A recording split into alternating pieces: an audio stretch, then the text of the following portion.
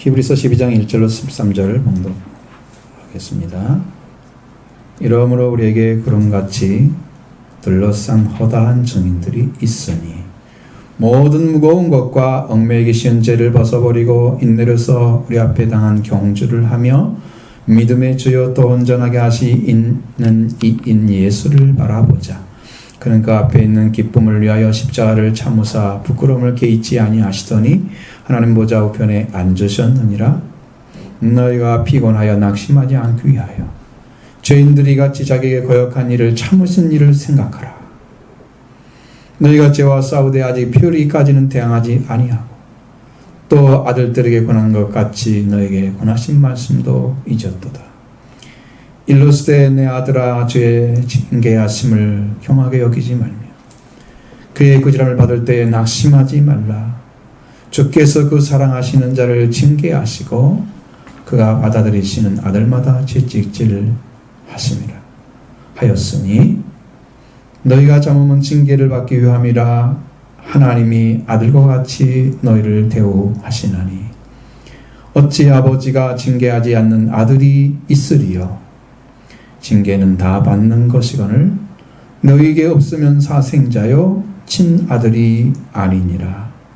또 우리 육신의 아버지가 우리를 징계하여도 공경하였거든 하물며 모든 영의 아버지께 더욱 복종하여 살려하지 않겠느냐.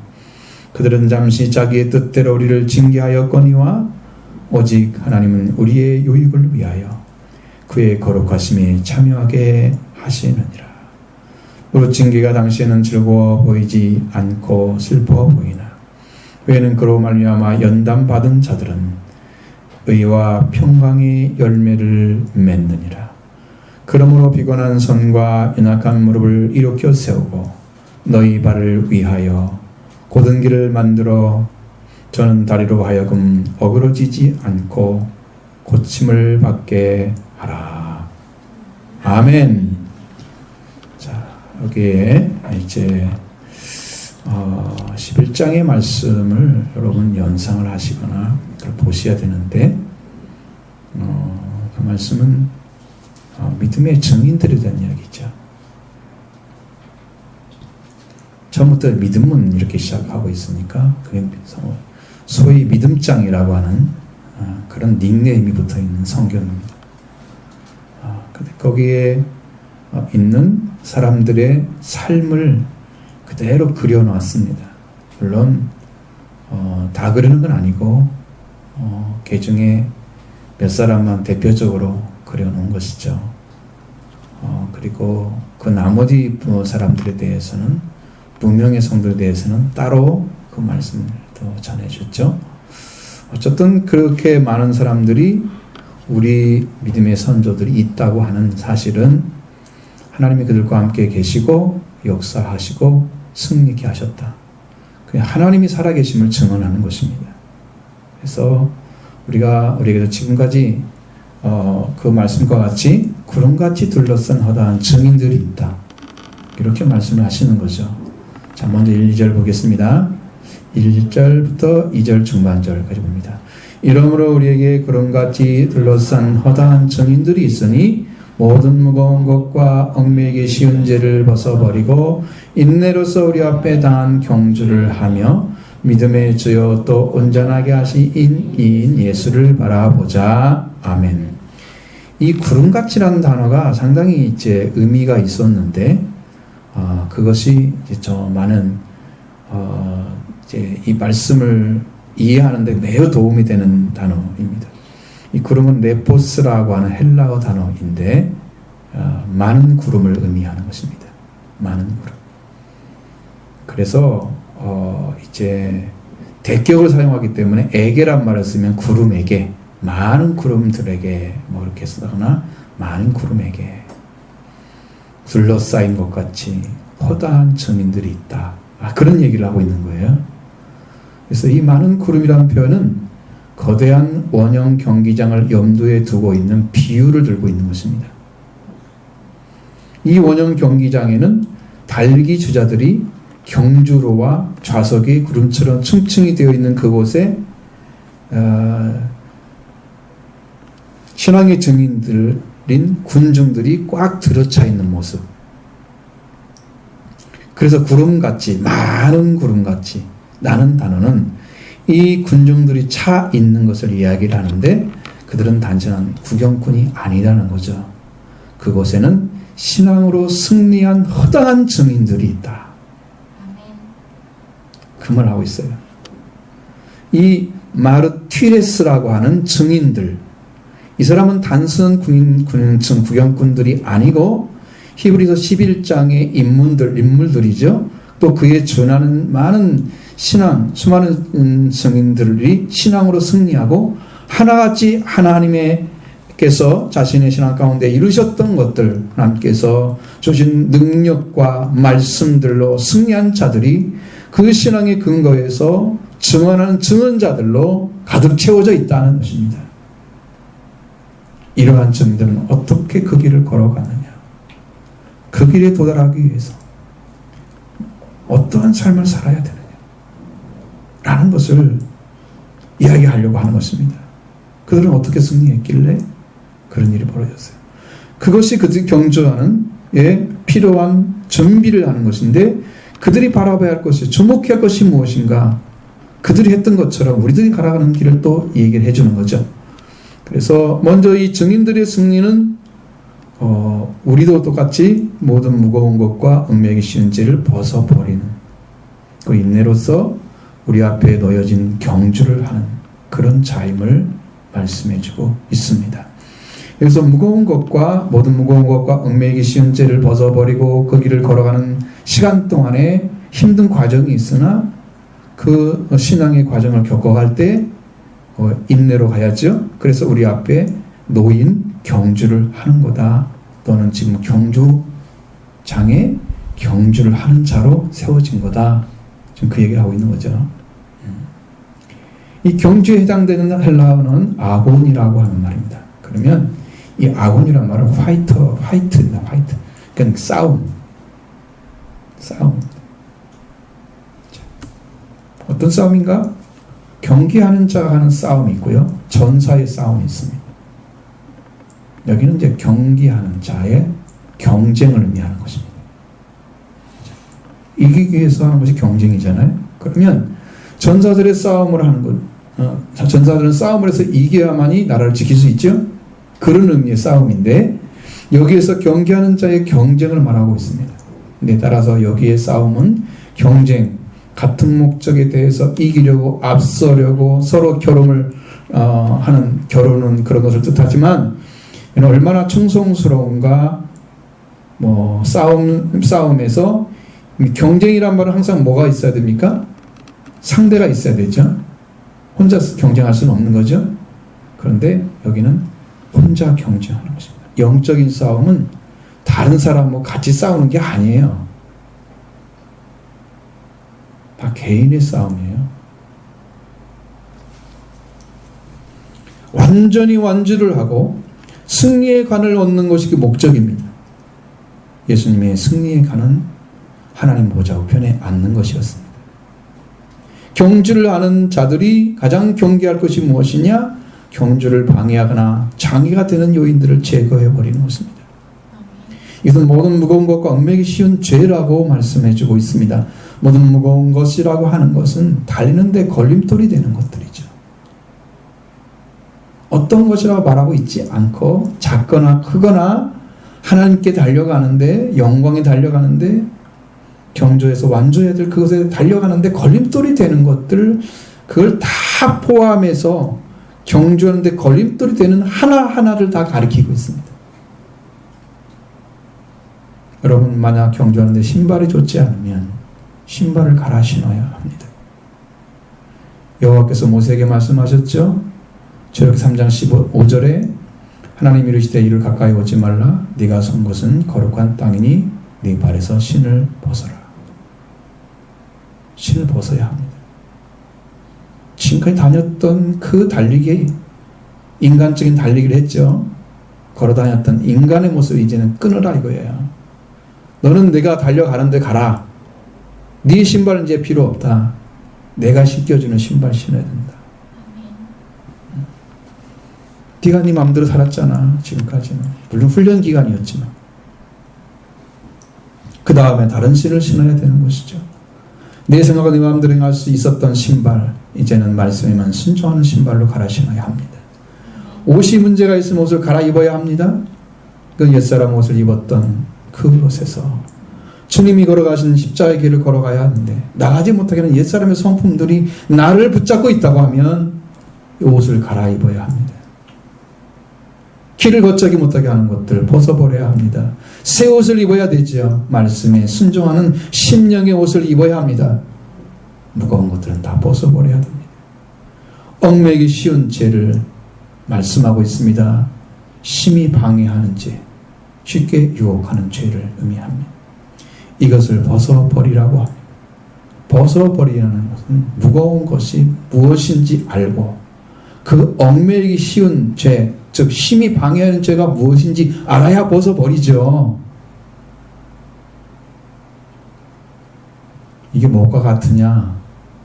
지금 내가 주님의 은혜를 받아서 살리심을 받지 못했다고 하면 내가 죽었다는 것도 모르고 있는 것입니다. 그는 내가 죄에게 죽었음을 인정하고 주 예수께서 내가 죄로 죽었으니 죄에서 해방시켜 주시고 사망에서 해방시켜 주시기를 기도하는 것입니다. 이렇게 하지 않으면 안 되는 거죠. 달려가는 자, 경주자라면 무엇이 경주하는데 방해를 하고 있는지 장애가 되고 있는지를 충분히 알아야 그걸 벗어버리죠. 그 길을 출발을 하지 않으니까 무거운 것 있어도 그냥 대충 지나가고 심히 방해하는 죄가 있는데도 대충 지나가고 그 길을 걸어가지 않는 거예요. 그것이 문제입니다. 자, 그래서 그 길을 걸어가려고 할 때 힘든 상황이 항상 오잖아요. 그러면 인내로서 그걸 걸어가야 됩니다. 조금만 문제가 있으면 그냥 바로 그냥 내팽개치고 자기 방법대로 살아가는 그런 삶이 아니에요. 인내로서 우리 앞에 놓여있는 경주를 하라고 말씀하고 있습니다. 그건 당한 경주라고 말씀하시면 앞에 놓여있는 경주를 말하는 거예요. 누구를 바라봐야 됩니까? 경주를 하는데 딱 출발했는데 어떤 말하면 목표가 있어야 되죠. 100m 선수는 분명히 목표를 열고 그거 하나만 바라고 뛸 것이면 다른 건 아무것도 안 보죠. 옆에 사람 신경 쓸 것이 없어요. 한 군데 바라봐야 돼요. 그런데 우리는 마라톤이란 말이에요. 인생 마라톤은 얼마나 많은 것들이 지나가면서 보이겠어요? 그러니까 그런 것들 하나하나 눈에 들어가지 이것도 저것도 구경하고 가면 다 늦어요. 여러분 시야가 다 한 군데 목표만 바라보고 달려가야만 되는 거예요. 좌우로 안 빠지는 거죠. 그래서 성경은 뭐라고 합니까? 좌우로 지치지 말고 뭐만 하라는 거예요? 목표만 향해 가라는 얘기죠. 중앙으로만 달려가면 뭐만 향해서 가는 거예요? 목표만 향해서 가는 거예요.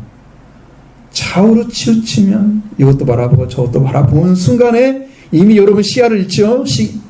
놓치죠? 목표를. 그러면 넘어지는 거예요. 분명하게 성경 말씀하고 있어요.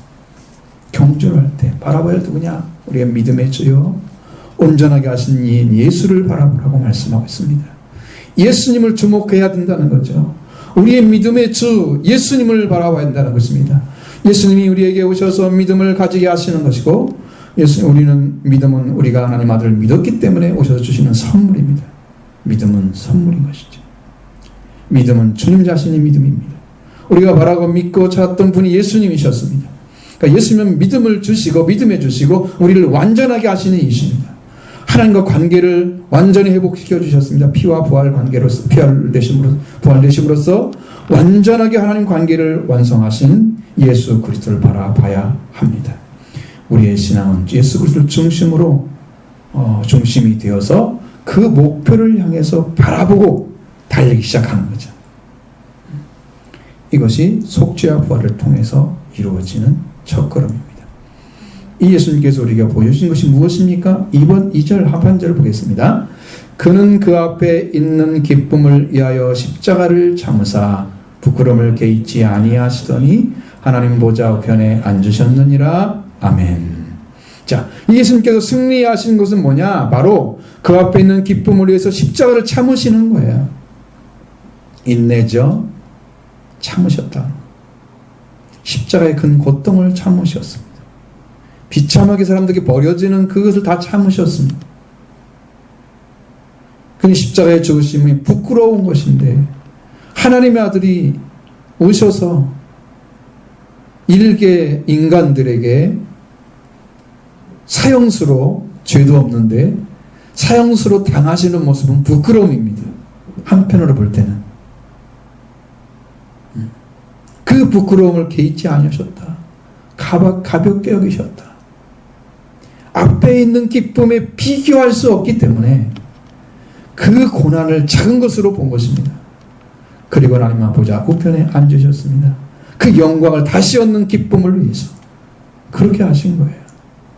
그러니 우리는 아들과 왕의 신분을 찾고 하나님의 영광에 들어가게 하기 위해서 신앙의 경주를 시작하게 됐는데 이 경주를 하라고 우리를 그 앞에 놓았습니다. 지금 그것이 바로 예수님을 만남으로 믿게 되는 신앙의 시작을 하게 한 것입니다. 신앙, 즉 믿음으로 예수님을 영접하고 그때부터 하나님의 영광에 참여하기 위해서 달리는 일이 시작된 거예요.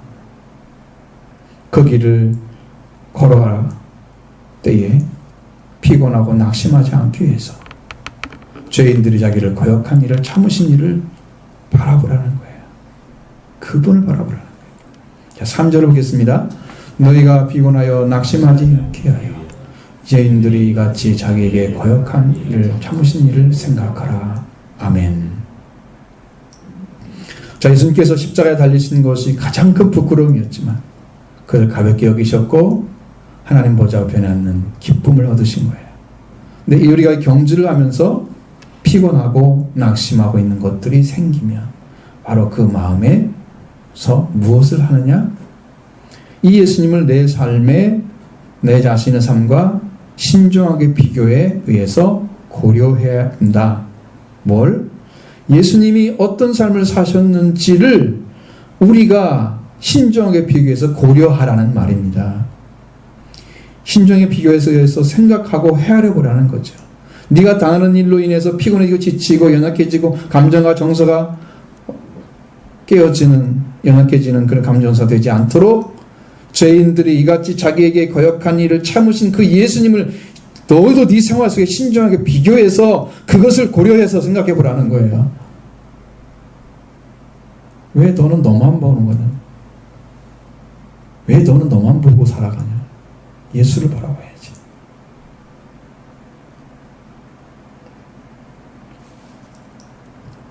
이 말씀이 확실하게 여러분의 심령을 진정으로 생각하고 있는 말씀이에요.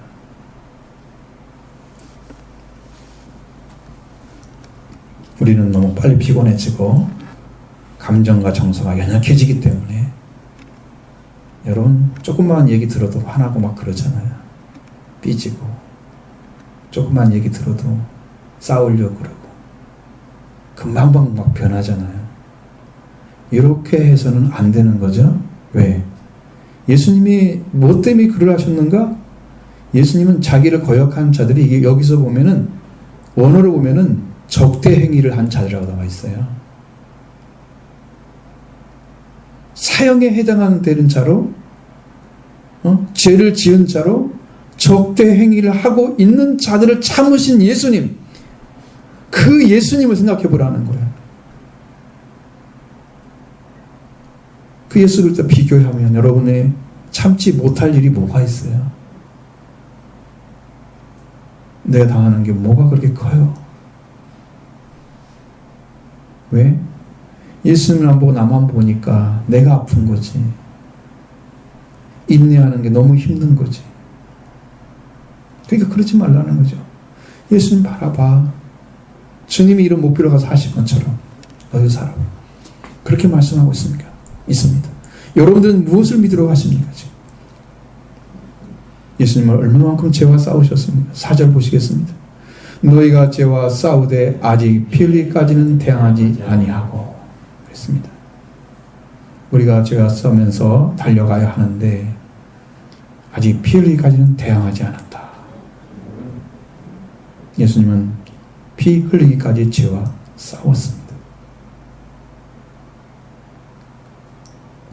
앞에 그 경주라는 단어가 싸움이라 그랬죠. 싸우신 거예요. 피 흘리기까지. 예수님은 그 길을 걸어가기 위해서 파이트 하신 거예요. 죄와.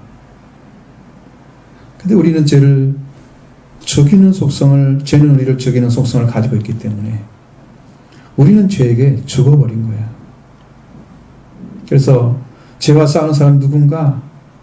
산자입니다. 생명을 가진 자는 지배받지 않으려고 이겨야만 되는 거예요.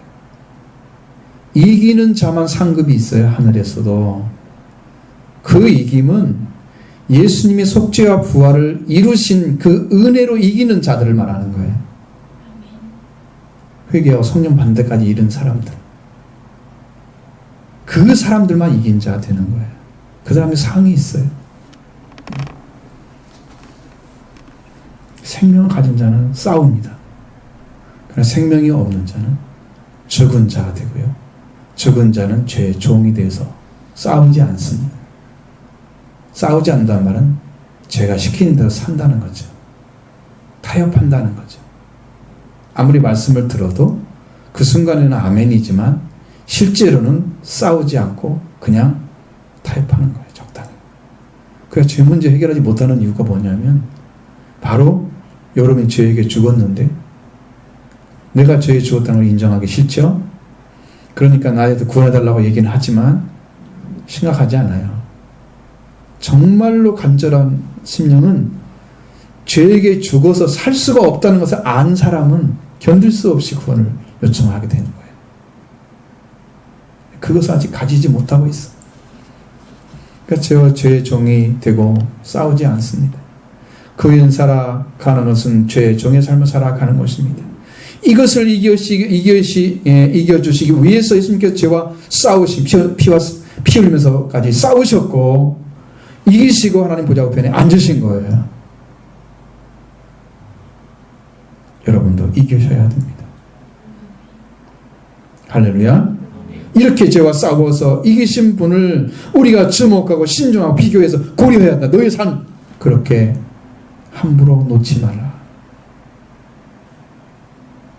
네 정서 좀 감정 좀 상했다고 연약해졌다고 말씀 한 마디 듣고 그것 때문에 쓰러지고 그거 하지 말라고 그런 거 예수님 바라보라 이 말이에요.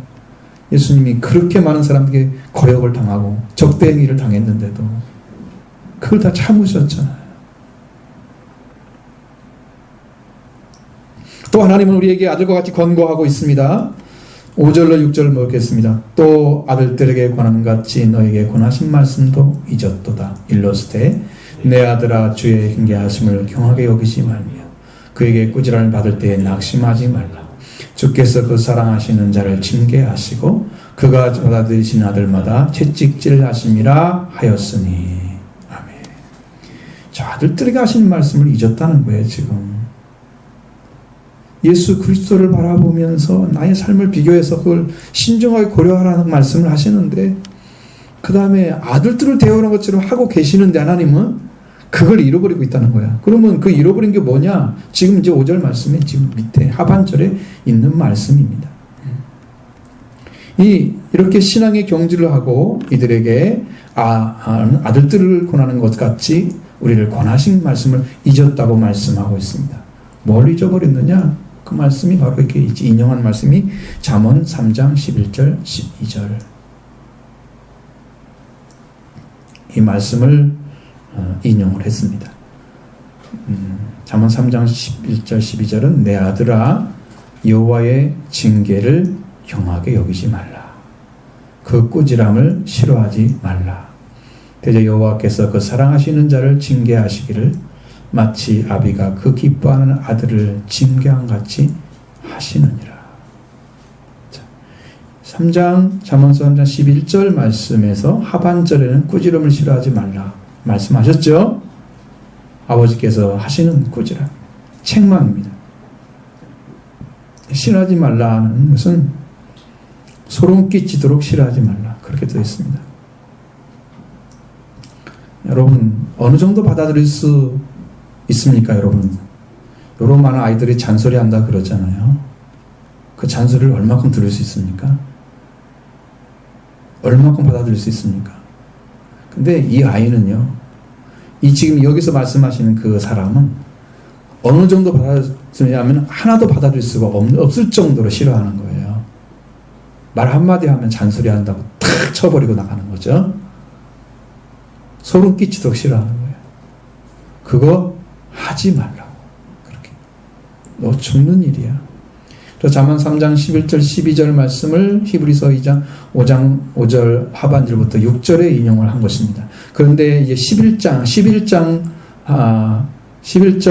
하반절의 말씀을 히브리서 5장 하반절에 인용했을 때 그 꾸지람이라는 말을 썼습니다. 꾸지람 받을 때 싫어하지 말라. 근데 그 말씀을 낙심하지 말라로 바꿨잖아요. 문장을 바꿨죠. 자, 이제 12장 5절로 들어가 보겠습니다. 하반절로 들어가 보면 내 아들아. 아들이라 부르죠. 지금 아들처럼 대화한다는 말씀이에요. 이 주의 징계하심을 경하게 여기지 말라고 하셨습니다.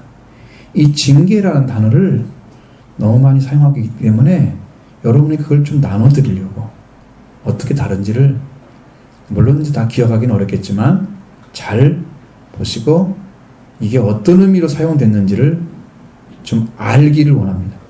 징계라는 단어가 파이데이아라고 썼습니다.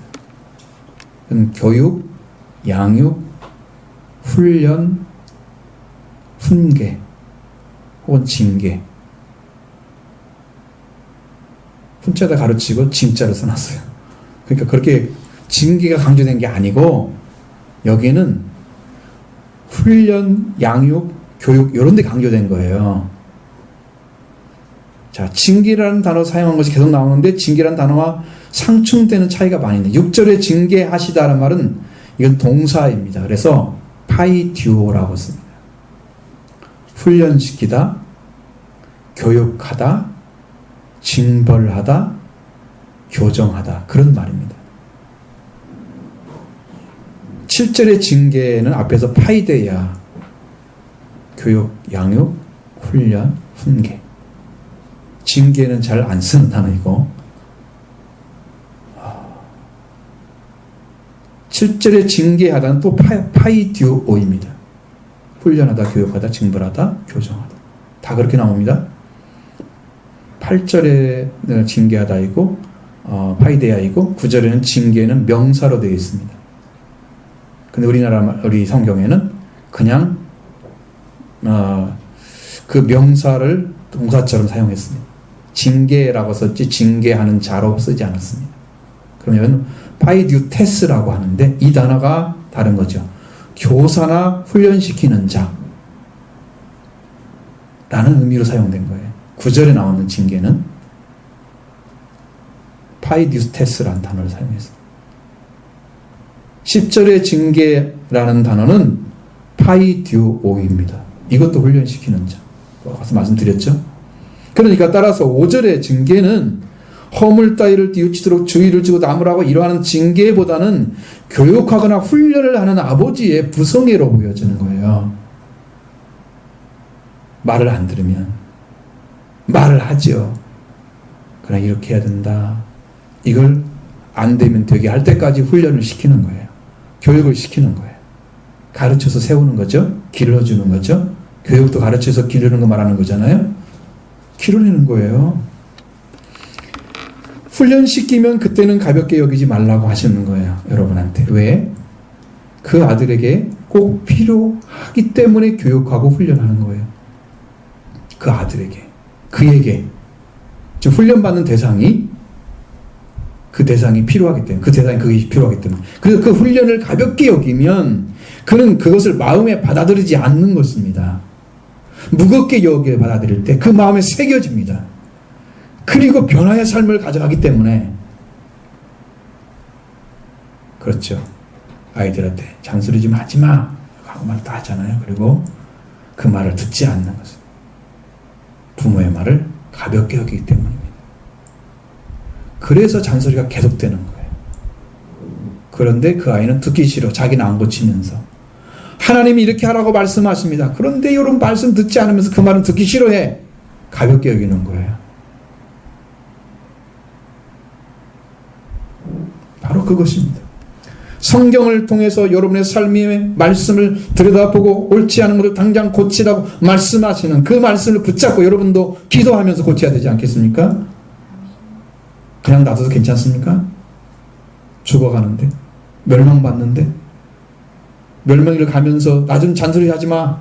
그게 말이 됩니까? 알지 못하면 빨리 회개하셔야 됩니다. 무지함입니다, 그것이. 또 구제함을 받을 때 낙심하지 말라. 책망받을 일이 있으면 어때요? 책망하게 되겠죠? 이 꾸지람은 책망을 말하는 거예요. 책망.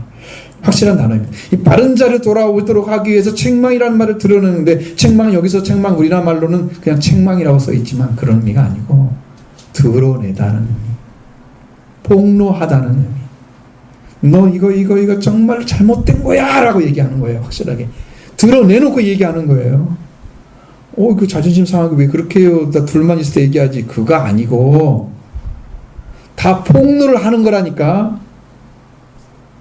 동네방네 떠든다는 의미는 아니죠. 모든 사람이 아린다는 의미가 아니고 알 수 있는 사람 다 아는 거죠. 잘못된 거니까. 그래서 함께 고쳐가는 거죠. 그게 책망이에요. 바른 자리 돌아오도록 하게 책망해요. 드러내줍니다. 보이도록 이렇게 네가 옳지 않다고 하고 생각하게 말해 주었을 때 그 말을 듣고 낙심을 하게 되면 안 되기 때문에 낙심하다는 말은 힘을 잃거나 마음이 약해지는 것을 의미하는 단어인데 우리나라 낙심에는 바라던 일을 이루지 못하여 마음이 상함 사뭇 다르죠. 낙심이란 말에 안 맞고 낭망이란 말이 맞을 것입니다. 희망을 잃어버리는 것. 또 정확한 뜻일 것 같아요. 자, 말씀이 이 말씀을 우리에게 힘을 잃게 하거나 마음이 약해지지 말라고 합니다. 이 말을 들으면 책망을 들었을 때 힘을 잃어버리거나 마음이 약해지지 말라는 거예요. 그걸 낙심이란 말로 써온 것이야. 한국말은. 근데 그 언어가 너무 달라요.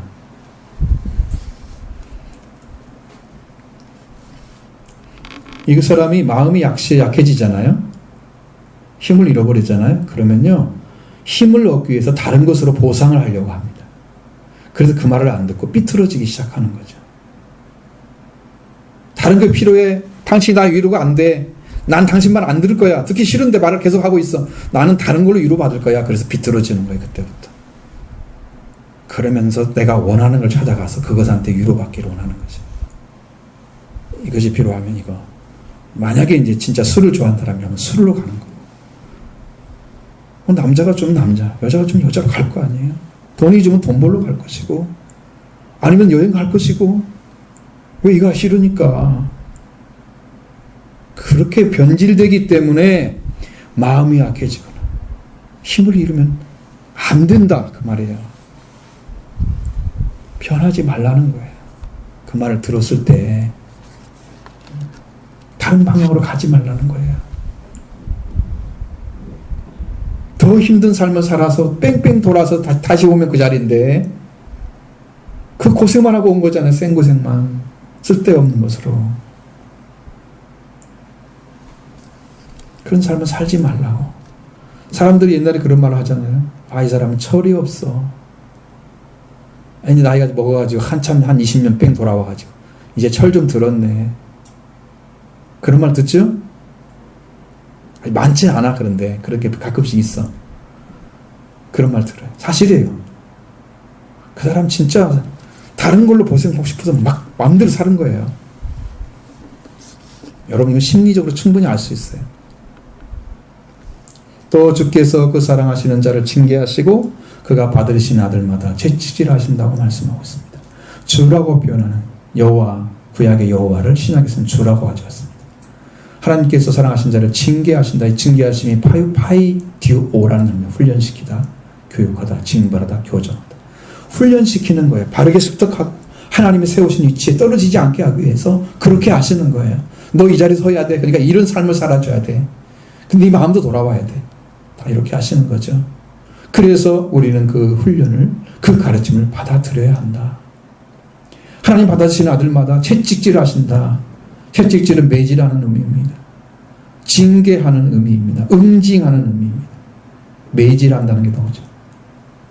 교정하기 위해서 교정하는 징벌을 하는 것이 여기서 말씀하시는 징계하신다는 말씀이에요. 교정하는 징벌을 하는 거예요. 채찍질 하신다는 의미가 그냥 하는 게 아니고, 근데 분명히 알아야 됩니다. 교정하지 않고 살아가고 있는 것을 그대로 놓아두면 죽음으로 가는, 자기 스스로도 알아야 하도록 그냥 네가 알아서 해, 맡겨놓는 것은 매우 위험한 가르침입니다. 신앙생활 네가 알아서 해. 다 교회가 있고 말씀 다 가르쳐 주잖아. 그럼 따라가기만 하면 돼. 그 아이들끼리 갈 것 같습니까? 교회 가서 말씀 들은 거 다 행합니까? 안 하잖아요. 그럼 부모가 가만 놔둬야 됩니까? 말을 안 할 수 없죠. 스스로 가게 할 수 없습니다. 교정을 시켜야 됩니다. 가르쳐서 바로 잡아줘야 되는 게 교정하는 거예요. 그 교정하는 징벌을 가하는 게 여기서 말씀하시는 대로 채찍질하는 것입니다. 놔두라고요? 무책임한 부모입니다. 자기 생명 아무리 가도 놔두라는 그 자녀의 무지입니다. 하나님은 절대로 나오지 못하죠. 왜? 자녀같이 대우하는데 그걸 놔둬요? 자녀가 그냥 가는데 죽는다고 해서 놔두면 안 되죠. 하나님은 그렇게 아니하신다는 거예요. 하나님께서 그걸 받아들이는 아들이시기 때문에 하나님은 그걸 하고 계십니다. 지금도. 우리는 어떻게 해야 됩니까? 무엇을 해야 됩니까? 그렇게 됐을 때 우리는 무엇을 해야 됩니까? 그 7절에서 가르쳐주고 있습니다. 같이 보십니다. 너희가 참음은 징계를 받기 위함이라. 하나님의 아들과 같이 너희를 대우하시나니 어찌 아버지가 징계하지 않는 아들이 있으리요. 아멘. 하나님께서 우리에게 교정하는 징벌을 하셨을 때 우리가 하나님께로 아들로 받으셨기 때문에 그렇게 하시는 거예요. 그때는 참아야 되는 거예요. 참는 것은 징계를 받기 위해서 한 거다. 너를 훈련하기 위해서 하는 거다. 어떻게? 그런 자리에 교정해서 그 자리에 세워져야 하기 때문에, 아들로 세워져야 하기 때문에, 그래서 그걸 하는 거다. 우리가 하나님으로부터 교육과 훈련을 계속 받아. 그걸 그 때문에 그런 것이죠. 우리를 교정하는 징벌을 하기 위해서 참아야 됩니다. 그렇게 훈련을 잘 받게 된 후에는 놀라운 은혜를 베풀어 주시는 거예요. 왜?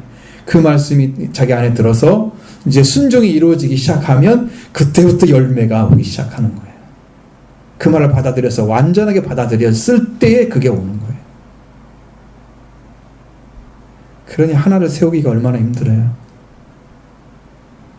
말도 안 듣는, 지긋지긋 안 듣는 것처럼 하다 안 듣는 사람도 있고, 진짜 안 듣는 사람도 있고, 그냥 들으려다 잊어버리고 지 마음대로 사는 사람도 있고, 얼마든지 있잖아요. 정말로 듣는 사람들은 회개하고 돌아올 것입니다. 근데 그거 안 하잖아요, 별로.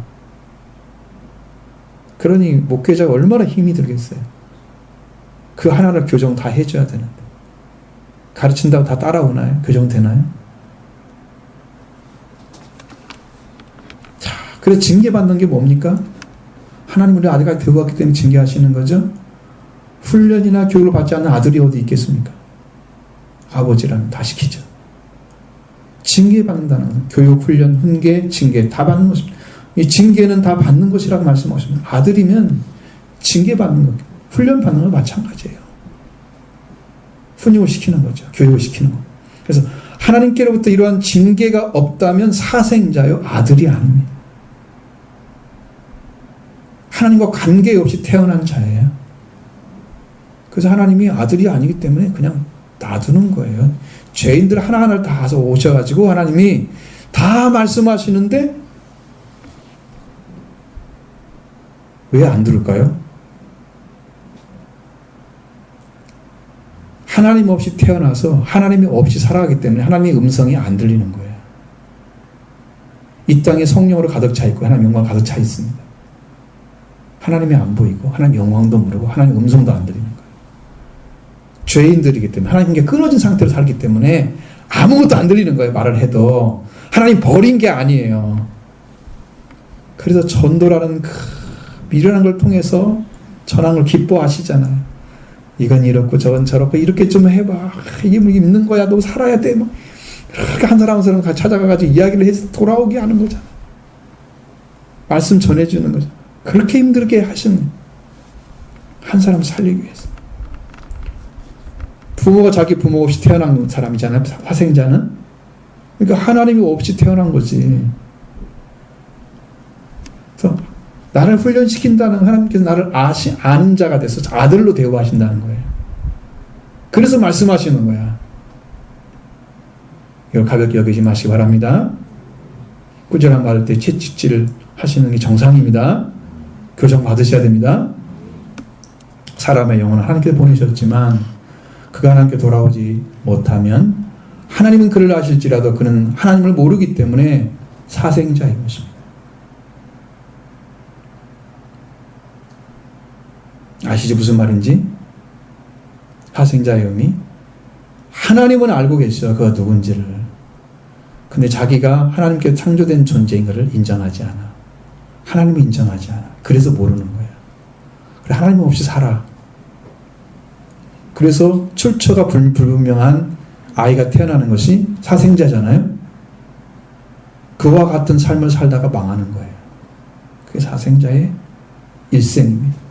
하나님 없이 태어난, 세상에 태어난 그러한 자에게 하나님께 징계, 훈련할 리가 없습니다. 사생자와 같이 대우받는다면 여러분들은 하나님께 태어나지 아니한 대우를 받고 있는 것입니다. 속히 돌아오셔야 됩니다. 십자가 부활로 돌아오셔야 됩니다. 여러분의 복음을 받으시고 돌아오셔야 됩니다. 아들과 왕의 신분을 회복하고 아들의 대우를 받으셔야 됩니다. 따로 서 있으면 안 되죠. 꼭 그렇게 하시기 바랍니다. 할렐루야. 자, 육신의 아버지가 우리를 징계하여도 공경하였으면 모든 영의 아버지가 더욱더 복종하여 살지 않겠습니까? 9절로 10절의 말씀 보십니다.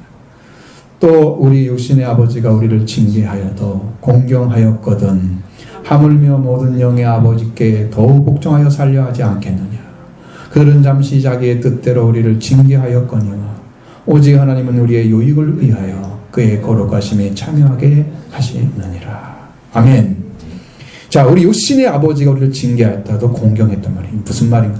이게요, 잘 못 해석을 했어요. 지금 이 말씀이 완전히 다른 말이에요. 육신의 아버지가 우리를 세상에 존재하게 하는 유전을 통해서 존재하게 하는 원인이 되시는 분입니다. 그러니까 말을 듣게 되는 겁니다. 우리가 그가 우리를 징계하여도 공경했다. 여기서 징계란 말은 징계자라는 의미입니다. 그가 징계자인데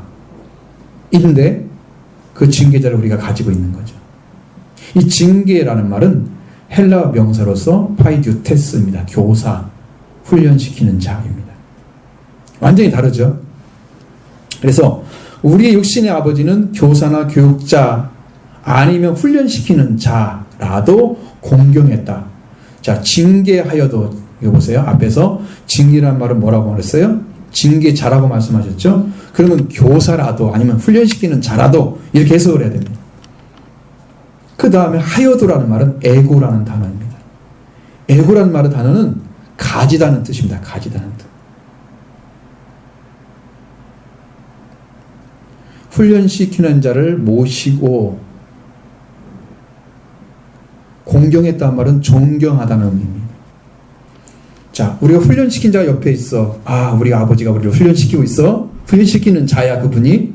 그런데 그분을 모시고 살아. 가지고 있어. 보유하다는 의미입니다. 그렇지만 우리말로는 아버지를 보유하고 있어 말이 안 되잖아요. 모시고 있단 말에 말이 되지만, 그죠?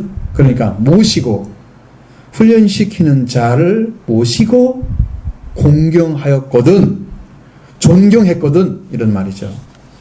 이렇게 돼야 됩니다. 존경되고 있었습니다. 우리에 의해서. 누구? 훈련받는 우리에 의해서 우리를 훈련시키는 자가 존경되고 있었습니다. 그 육신의 아버지가 하는 일이에요. 또 분명히 해줬죠?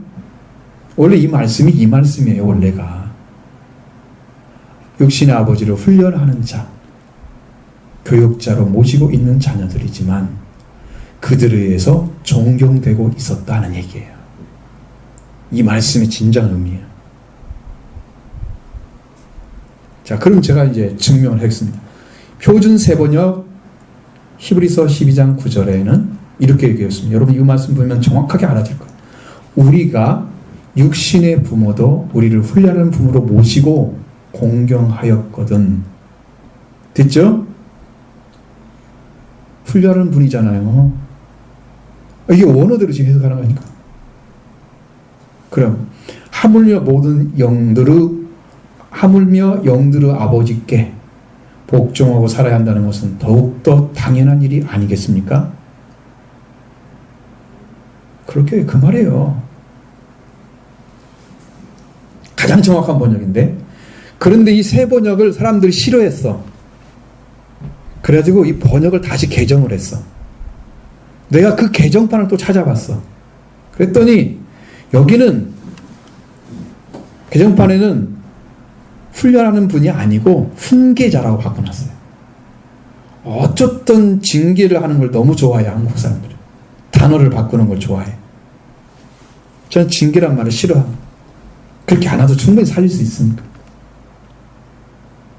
징계에 가깝게 번역하는 의도가 보이잖아요. 원어는 분명히 있는데, 다 알고 있는데도 그 사람들이 뭐 하는 사람들이에요? 내가 볼 때는 보수 쪽에 있는 사람들이에요. 보수 교단들이 막 강하게 강조를 해가지고 징계를 안 하면 훈계라고도 해라.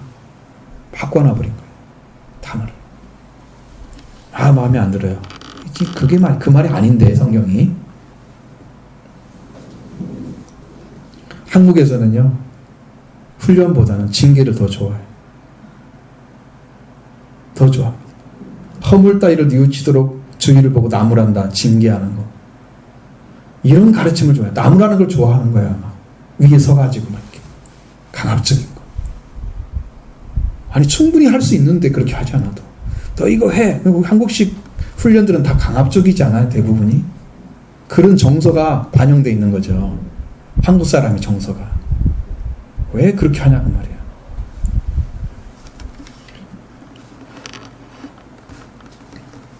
이 훈련이란 단어는 어떤 의미냐 그러면 좀 달라요. 많이 다릅니다. 그러니까 여러분 이것이 이제 그렇게 쓰고 싶지 않은 거죠. 무술이나 기술 따위를 가르치고 연습시켜서 익히게 한다. 그러니까 그 단어가 너무 한쪽에 가 있으니까 이 단어를 쓰기 싫어하는 거야. 그러니까 훈련이나 무술, 우리들이 말하는 이 성경이 말하는 훈련은 신앙의 훈련을 말하는 거지 무슨 기술이나 그런 거 아니잖아요. 무술이나 이런 거 아니잖아요. 그러니까 신앙의 훈련을 가르치고 연습을 시켜서 그것을 확실하게 익히게 하는 거야. 자, 여러분 성경에 그렇게 되어 있잖아요. 마태복음 28장 20절의 말씀에도 19절에도 거기 나오잖아요. 내가 너에게 분부한 명령한 모든 것들을 가르쳐 지키게 하라. 그렇게 나와 있잖아요. 그게 바로 가르쳐서 교육을 해서 그걸 지키는 자리까지 세워야 된다 그 말이거든요. 징계한다는 의미가 아니란 말이에요. 좀만 못하면 막 나무라고 쫓아가가지고 막 뭐라고. 이게 한국적인 훈련이란 말이에요. 이게 동양적인 의식이야. 조금 개방되면 얼마나 좋아.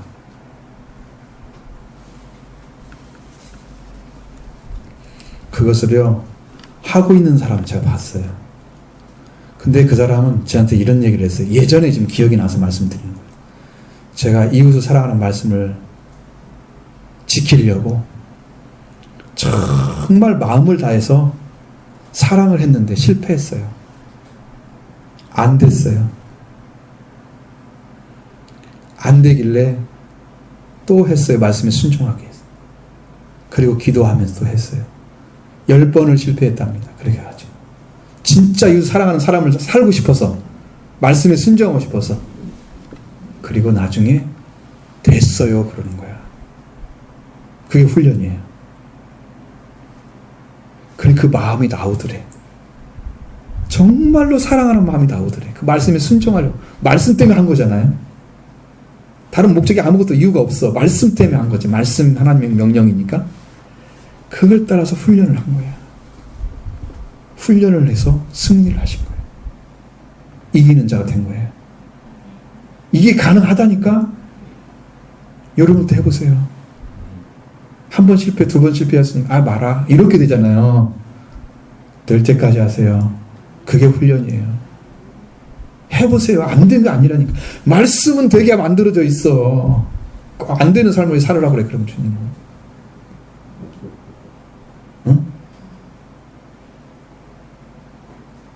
여러분은 안 하면서 안 된다 그러지. 해보세요. 훈련입니다. 안 되면 교훈도 받으시고 징벌도 받으셔야 되지만 징해하는 그러면 이제 나중에 문제이고. 자, 우리가 우리를 훈련하는 분으로 모시고 그를 존경했거든. 하물며 모든 영의 아버지께 더욱 복종하여 살려야 하지 않겠느냐. 이렇게 말씀하고 있습니다. 모든 영들의 아버지. 하나님께 태어난 영은 살지만 육신은 어때요? 부모로 태어난 육신은 죽지요. 그래서 그렇기 때문에 우리가 영원히 살게 하는 초점에 맞춰진 훈련하시는 하나님의 명령을 따라가야 될 거 아니에요. 그분이 여러분 아들로 되어신다면 영원히 살기 위해서 하시는 거잖아요. 잠시 사는 이 세상에서 사는데 육신에 필요한 것들을 하게 하기 위해서 훈련시키는 그 부모의 말, 그를 모시고 있어도 그를 존경을 했단 말이에요. 하물며 모든 영들의 아버지. 그 아버지를 모시고 있는데 우리가 더 존경하여 살지 않겠습니까? 더 존경해야 되겠죠. 그러면 우리는 그분들은 그 육신의 아버지는 무엇에 맞춰서 살았습니까? 우리를 훈련시켰습니까? 이 세상에 맞춰서 훈련시켰죠. 그래도 우리는 거기에 복종을 했습니다. 공경하고.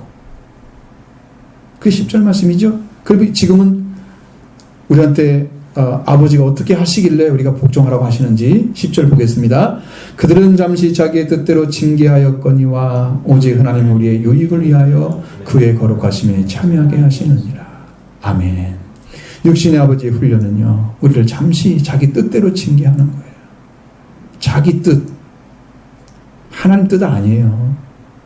내 말 들어야지 자식이 돼가지고 그러면서 아버지가 구박지르면 자식들은, 어린 자식들은 끔찍 못하고 들어요. 어리니까요. 생각을 하지 못해요. 그냥 복종이 이루어지는 거예요, 마음에서. 어쩌면 이제 한국은 너무 각이져 있잖아요. 교육하는 방식이. 어렸을 때는 확 윽박지러 넣어버리니까 아이들이 나중에 스물 오시고 그냥 그 정서 따라서 쭉 가는 거야. 그 숨죽여 살아. 그게 올바른지 알아, 그게.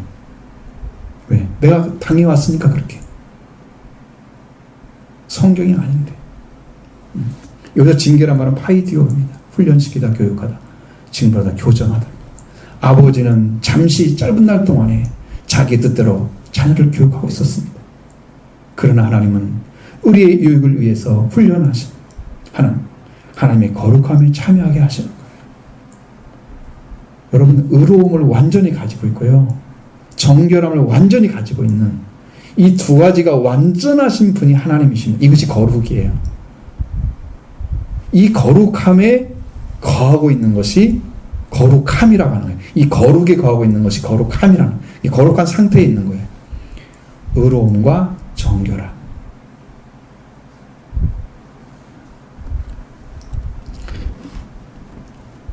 자, 그 거룩함에 참여하게 하기 위해서, 우리의 유익을 위해서 우리를 훈련하고 계시는 거예요. 그러면 나중에 보면 이 훈련이 어떻게 되냐면, 이 훈련이 이루어진 자들에게는 의로움과 평화의 열매가 맺어집니다. 하나님 무엇으로 우리를 세우신가 보시죠. 11절 보겠습니다. 무릇 징계가 당시에는 즐거워 보이지 않고 슬퍼 보이나 후에 그로 말미암아 연단받은 자들의 의와 평강의 열매를 맺느니라. 아멘. 이 징계는 파이데이아. 훈련, 훈계, 그리고 나중에 징계란 말도 쓴다고 그랬죠? 교육을 포함해서 있습니다. 교육. 동일하게 하나님께서 행하시는 훈련은 계속해서 받는 동안에 즐거움처럼 보이지 않고 슬픔처럼 보입니다. 그게 누구 입장에서 보는 거예요? 사람 입장에서 보는 거죠. 하나님은 우리를 아들로 대우하기 위해서 하시는데 자기가 받아들이기는 즐거움처럼 안 보이고 슬픔처럼 보이는 거예요. 그러나 그 훈련이 다 끝나고 난 다음에 훈련을 받은 훈련으로 말미암아 그것으로 말미암아 의와 평화의 열매를 맺습니다. 의로움은 하나님께서 우리를 받으시는 자로 돌아온 자, 죄에서 해방하고 돌아온 자를 가리킵니다. 속죄받은 성도입니다. 그리스도의 속죄를 받은 자 맺는 열매가 의로움입니다. 내 의가 아니고 그리스도의 의입니다. 그 의로움이 만들어져요. 아, 내가 하는 게 아니었구나. 주님이 주신 거였는데 그 훈련을 통해서 그걸 알게 된 거죠. 그래서 그 안에 열매가 맺어졌어요. 그 나는 의로운 자리 딱 세워진 거야. 평화는 그리스도의 부활을 입은 자를 말합니다. 하나님과 관계가 회복되어진 그리스도, 부활되신 예수 그리스도를 말미암아 우리의 영이 부활돼서 산자가 돼서 하나님과 우리 관계가 평화가 만들어졌어요. 예수님이 이루신 걸 우리가 가져온 거예요.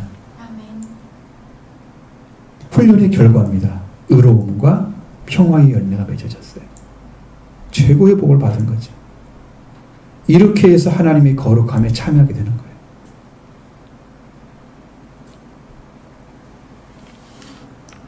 이 복을 받기를 원합니다.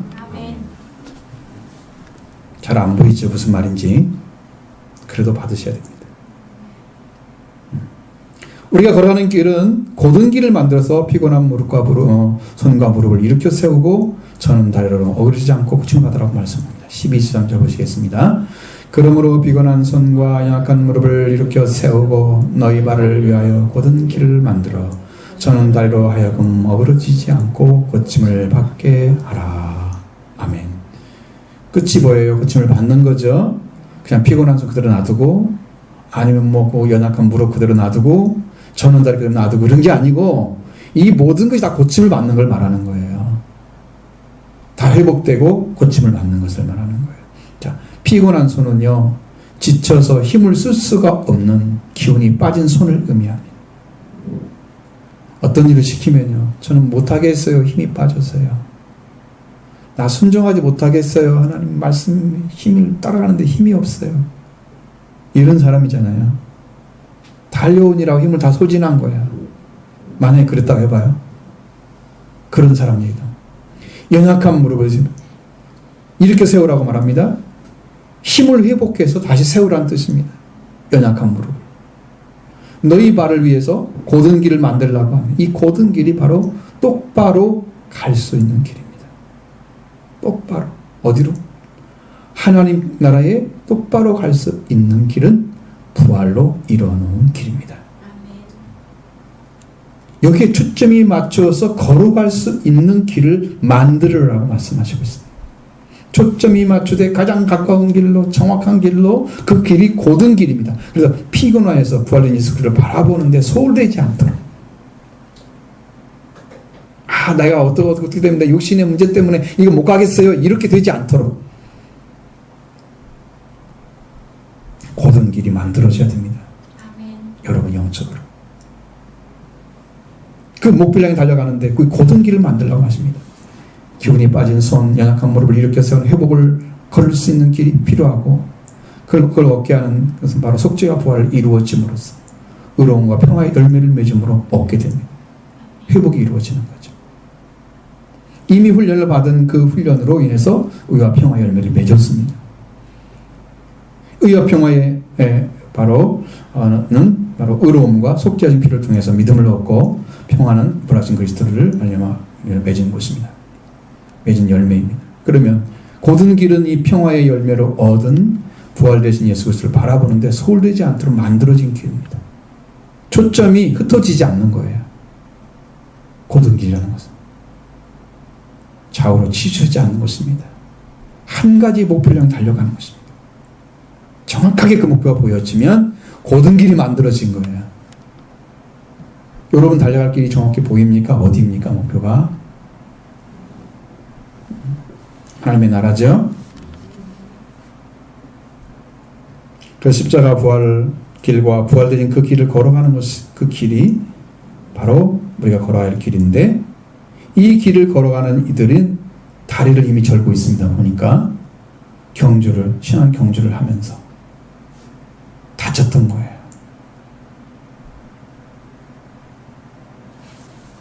그러니까 이 다리는 어떻게 해야 돼요? 다치니까 어떻게 해야 돼요? 고쳐야 하잖아요. 고침을 받게 하라고 말씀하고 있잖아요. 근데 이것서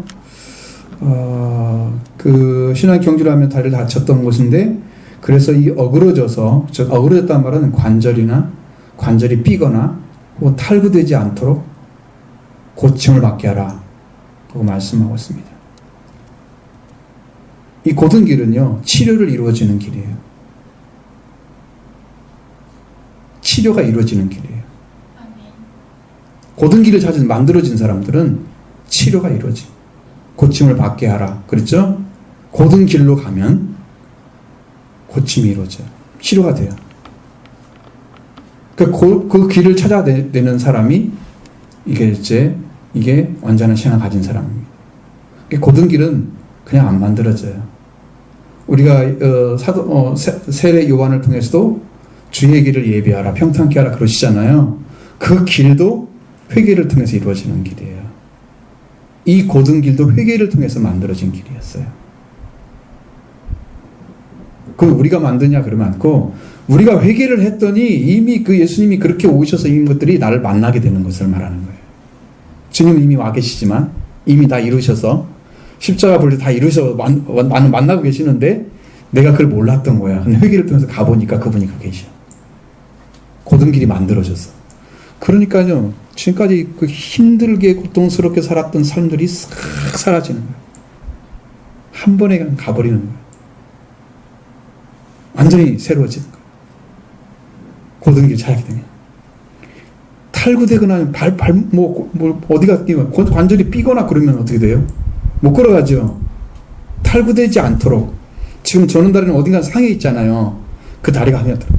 그러니까 우리를 정말로 신앙에서 미끄러지고 떨어지고 넘어진 이 자리에 세우지 않고 반드시 세워지는 하나님께 가는 길이 완전히 찾아서 걸어가는 그 길을 완전하게 주시기 위해서 고든 길이 필요하고, 그 길을 만들으라고 말씀하시고, 저는 다리로 하여금 어그러지지 않고 고침을 받게 한다는 거죠. 하라고 말씀하시는 거죠. 고든 길을 찾은 사람은 이게 다 고쳐지는 거예요. 저는 다리가. 할렐루야. 아멘. 그것이 십자가 부활의 길입니다. 이 고든 길은 치료를 필요로 하는 것이죠. 그래서 치료는 실제적으로 뭐냐면 악과 무지나 악이나 무지, 이 비유이기 때문에 여기는 비유적으로 사용됐습니다. 진짜 고침을 받는 건 아니고 악, 무지 이런 거 고침 받아야 되는 거죠. 놓여지는 거죠. 어떤 지역의 결핍에서 놓이다. 악, 무지 혹은 어떤 지역의 결핍에서 놓이다 라는 말 뜻과, 그 다음에 심리학적인 병을 고치다, 이것이 이제 치료받다는 의미의 통틀어서 하는 말입니다. 다시 말하면 악은 아직도 완전하게 성하지 못한 영적 상태를 가리키고 있습니다. 이것이 성해지는 거예요. 영적으로. 몸에 병이나 상처가 없다는 말이 성하다는 말이잖아요. 원래 사람은 선하게 지음받았는데 우리가 영적으로 질병에 걸렸습니다. 죄가 들어옴으로 인해서. 그래서 악해졌어요. 그래서 상처를 받은 거예요. 심령이나 어디에서. 그래서 하나님을 모르거나 하나님을 믿지 않기를 원하거나 하나님을 싫어하는 마음이 이 안에 자리 잡고 있어요. 상처를 받은 거예요. 엄청나게. 죄로 인해서. 그래서 싫어하는 거예요. 이게 선하게 돌아오고 이게 딱 고쳐지잖아요. 그러면 하나님을 그냥 믿게 돼 있어요. 걸림돌이 없어. 무지에서 놓이게 되는 것입니다. 이 무지는 뭐냐면 하나님을 알지 못하는 것이 무지예요. 하나님을 아는 것이 지혜의 근본입니다. 하나님을 모르는 것은 무지입니다. 하나님을 알 때 무지에서 고침을 받는 거죠. 놓여지는 거죠. 무지하면서 치료를 받는 건 하나님을 아는 거예요. 그 하나님을 모시고 온 분이 예수님이잖아요. 예수 그리스도를 통해서 우리 하나님을 알게 됐죠. 그 예수님이 우리의 지혜가 되시는 거죠. 무지가 해결된 거죠. 제가 칼럼에 써놨습니다. 보시면. 그러니까 모르면 다 못 보는 거예요. 무슨 말인지를 알아들어야지 지금. 제가 그걸 다 할 시간이 없어서 지금 그렇게 해놓은 건데 안 읽고 들으면 아무것도 모르겠지. 자, 어떤 지역에서 결핍에 놓여지는 거예요. 어떤 지역에 결핍이 있는데 그걸 노임 받으려면 그 지역의 결핍을 채워야 되겠죠. 의미가 그런 거죠. 주민들은 같은 공감을 하고 같이 인식하고 그것을 채우는 것으로 노임을 받는 것이 고침을 받는 거예요. 그 어떤 지역의 결핍이란 말은 그냥 거기에 결핍이 있었다는 것을 우리가 이제 전제하고 하는 거예요. 그 지역에 이제 예를 들어서 여기에 사탄의 권세가 있었다. 그냥 어떤 큰 신당이 있어가지고 그런 것에 있어서 하나님이 없이 살았다든가 우상을 숭배했다든가 어떤 것이 있잖아요. 그럼 거기에서 노임받으려면 거기에서 결핍된 것이 하나님이 없는 거잖아요. 그럼 선교를 해서 세운다든가 뭘 해줘야 돼. 채워줘야 돼. 그게 노임받는 거야. 그게 고침받는 것을 말하는 거야. 자, 이런 거면 또 영적인 심리학적인 병을 고치는 것도 포함이 되어 있습니다. 여러분 심리학적인 병 아시죠? 중병이 있잖아요. 정신적인 병도 들어가 있고 그런 병들, 그것이 예수 그리스도가 들어오셔서 정확히 들어오시면 이 말씀이 들어오면 그 심령도 다 놓여지게 되는 거예요. 근데 그 사람이 인식하는 방식이 이게 안 들어갔기 때문에 어디서 고장났어요? 그걸 받아들이고 인식하는 부분이 고장났잖아요. 그래서 잘 안 되는 거죠. 그래서 그 사람들 쉽게 받지를 못해. 근데 나중에 정말 예수를 알게 되면 심리학적 병에서 다 놓이게 돼요. 정신적인 병도 다 사라집니다. 예수님 다 고치시는데 십자가 부활을 통해서 근데 오지 안 되는 거지. 받아들이는 게 안 돼. 바로 그 길은 고등길입니다. 고등길을 만들어야 됩니다. 십자가 부활을 예수 그리스도 바로 길이 되어 주셨습니다. 우리가 십자가에서 흘리신 그리스도의 보혈로 속죄가 이루어지고 우라하신 예수 그리스도를 영적 관계가 회복되었다면 지금 우리는 고등길을 만든 것입니다. 그 길을 찾기 위해서 뭘 했어요? 회개를 했죠. 은혜를 받았죠.